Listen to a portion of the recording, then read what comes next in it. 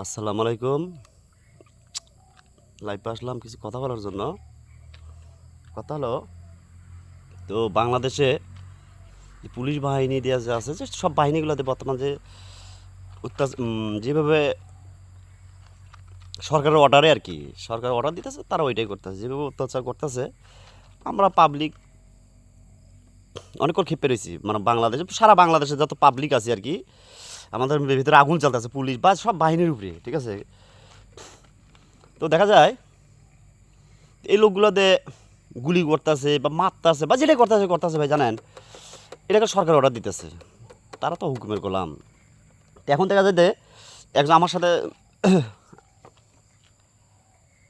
অনেক লোক আছে, হয়তো অনেক লোকে বলে, আলোচনা করে আর কি, যে পুলিশের বাড়ি গিয়ে পুলিশের ফ্যামিলিতে আছে, যে গ্রামে যার যার যার যে জায়গা আছে, পুলিশের ফ্যামিলিতে যা হামলা আর কি, হামলা অনেক পাবলিক আর কি দেখি সমালোচনা করে কি, যে এখন একটাই পথ আছে, পুলিশের ফ্যামিলিদের যা সাইজ করলে ওরা ঠিক হবে, ওটা ভুল।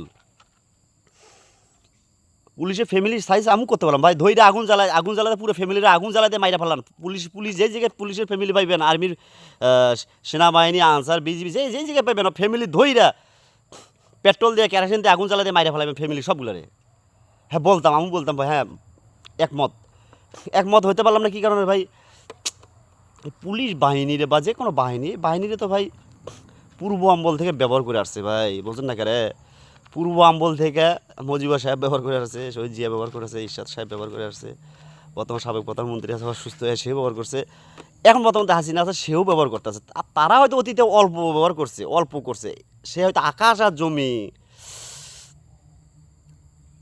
এই জিনিসগুলো করছে আর কি, ঠিক আছে। তো ভাই এখন যদি আমরা যে হাসিনারা যদি বর্তমান কারণে হাসিনার গালে জুতা মারো তালে তালে, ঠিক আছে, নয় ছয় বুঝি না, হাসিনা তুই যাবি না, তুই যাবি কি না, নানান রকমের আমরা কথা বলতেছি, ঠিক আছে।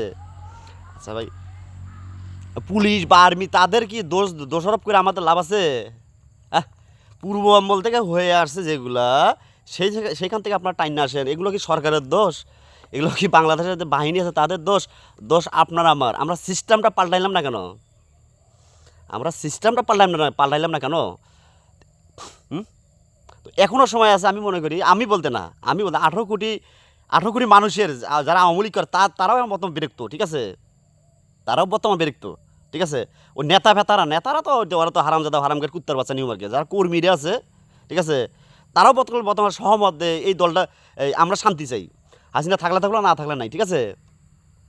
তো দেখা যায় সবাই এখন বর্তমান খুব রাগ রাগ হয়ে রয়েছে, এটা করবো নানান রকম ইয়ে করবো।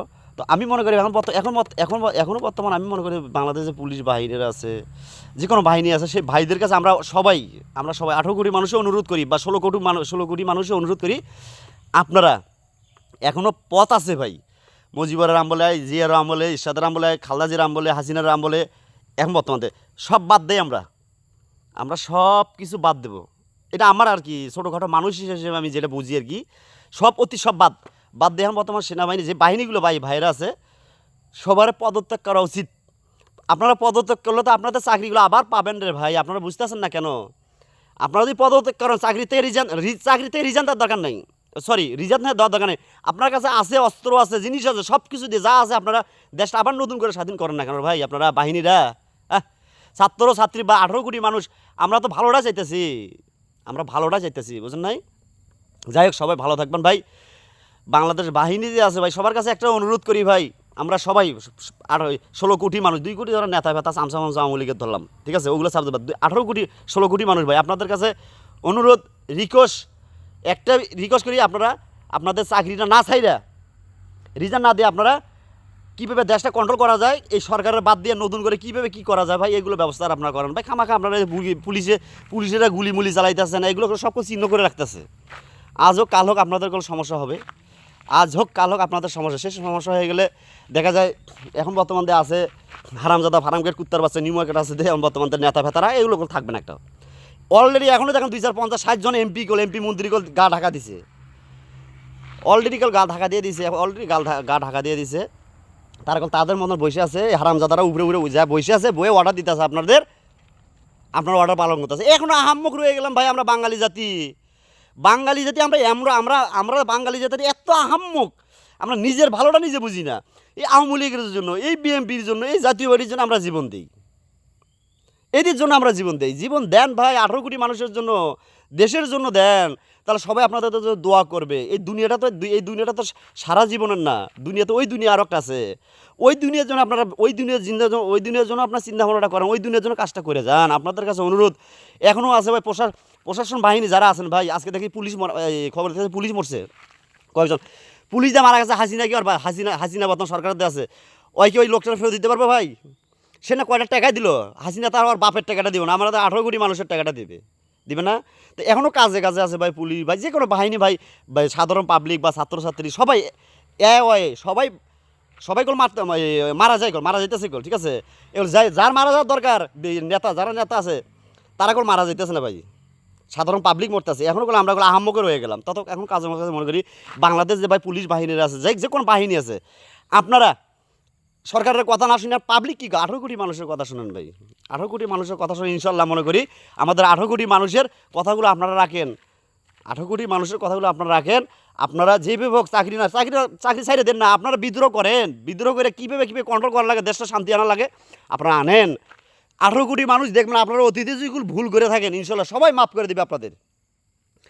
18 কোটি মানুষ ইনশাল্লাহ আপনাদের মাফ করবে। এখনও সময় আছে।